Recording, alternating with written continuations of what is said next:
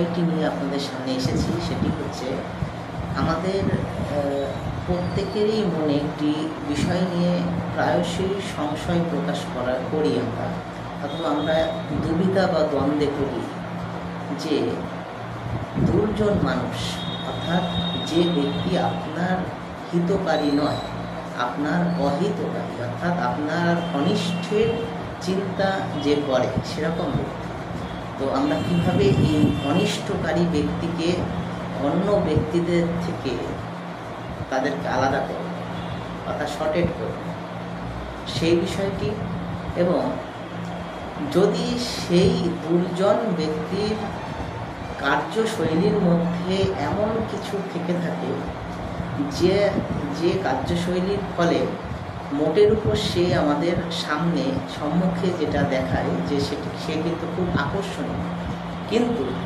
তথাপি এটার পরেও কিন্তু সে আমাদের ক্ষতিকর। অর্থাৎ এক কথায় যদি বলতে পারি সেটা হচ্ছে যে দুর্জন ব্যক্তিকে সেটা আমরা কিভাবে শর্টেড করব।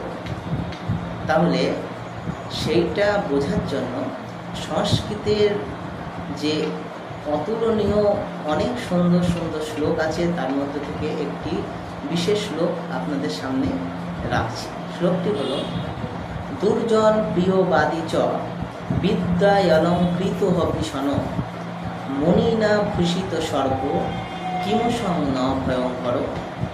দুর্জন প্রিয়বাদী চ অর্থাৎ দুর্জন ব্যক্তি যদি সে খুব মিষ্টিভাষী হয়, অর্থাৎ অনেকের দেখবেন মুখের কথাবার্তা এবং চালচলন ভাবভঙ্গিমা বা আপনাদের সাথে কমিউনিকেশন করার যে ক্ষমতা সেটা কিন্তু 8-10 জনের তুলনায় অনেকটা ভালো।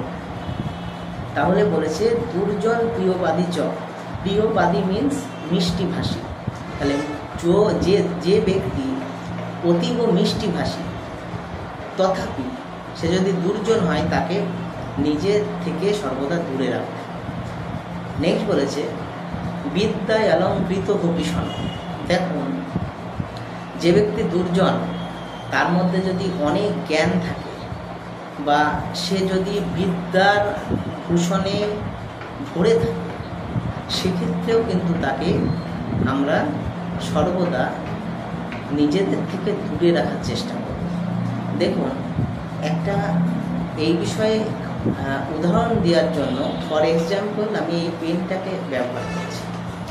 এই পেনটার মধ্যে যে জিনিসটা দিয়ে পেনটায় দাগ পড়ে সেটা হচ্ছে পেনের কালি। আর উপরে শুধু কালি দিয়ে তো আমরা লিখতে পারবো না, আমাদের লিখতে গেলে কি লাগবে? এই পেনের যে উপরের অংশটা সেটা লাগবে। তাহলে আমরা ধরে নিচ্ছি বিদ্যায় অলঙ্কৃত ভূষণ, অর্থাৎ যে ব্যক্তির মধ্যে বিদ্যা নামক অলঙ্কার আছে। কালিটা না, কালির কথা বলছি না, অলঙ্কার মিন্স এই উপরের যে কাঠামোটা সেটা আছে, কিন্তু এই পেনের মধ্যে যদি কালি না থাকে, ধরুন আপনাকে একটা পেন দিলাম, পেনটা দেখতে খুব সুন্দর কিন্তু সেই পেনের মধ্যে কালি নেই, তাহলে কি সেটা কোনো কাজে লাগবে? দেশ বা দশের ক্ষেত্রে বা আপনার ক্ষেত্রে লাগবে না।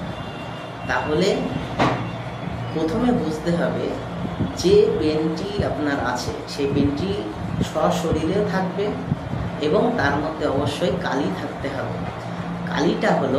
কালিটা রিপ্রেজেন্ট করে মানুষের নীতি নৈতিকতা এটার সাথে। তাহলে একজন ব্যক্তি তখন খুবই একজন ব্যক্তি তখন খুবই উন্নত মানের একজন ব্যক্তি হিসাবে পরিণত হতে পারে যখন তার মধ্যে বিদ্যা আছে এবং তার মধ্যে কালীরূপী নীতি নৈতিকতা সম্পন্ন হবে। তাহলে এখন প্রশ্ন হচ্ছে বিদ্যায়লঙ্কৃত ভূষণ কথার অর্থ হলো যে ব্যক্তির মধ্যে বিদ্যা আছে, বিদ্যারূপী যে অলঙ্কার সেটা তার মধ্যে আছে এবং তার মধ্যে মমত্ব বা নীতি নৈতিকতাও আছে। শুধু যদি তার মধ্যে বিদ্যা থাকে, বিদ্যা দ্বারা যদি সে ভূষিতও হয়, তাহলেও কিন্তু তাকে অবশ্যই পরিত্যাগ করা উচিত। তাহলে বিদ্যায়লঙ্কৃত ভূষণ এ বিষয়ে একটা উদাহরণ দিয়েছে কি যে মুনিনা ভূষিত সর্প কিমসং ন ভয়ঙ্কর।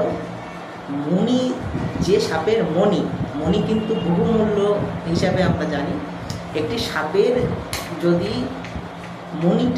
যে মণিটা আছে সেটি বহুমূল্য, তাহলে বহুমূল্য রূপী মণি বা মণি যেটি সাপের মধ্যে আছে, সেটি সহযোগে যে সাপটি আপনার সামনে আছে সে কি ভয়ঙ্কর নয়?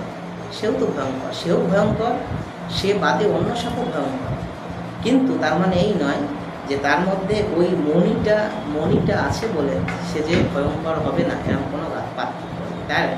তাই এখানে বলেছে যে মণি না ভূষিত সর্প কিংসৌ ন ভয়ঙ্কর। মণি দ্বারা ভূষিত সাপ কি ভয়ঙ্কর নয়? সেও কিন্তু ভয়ঙ্কর সমান হবে।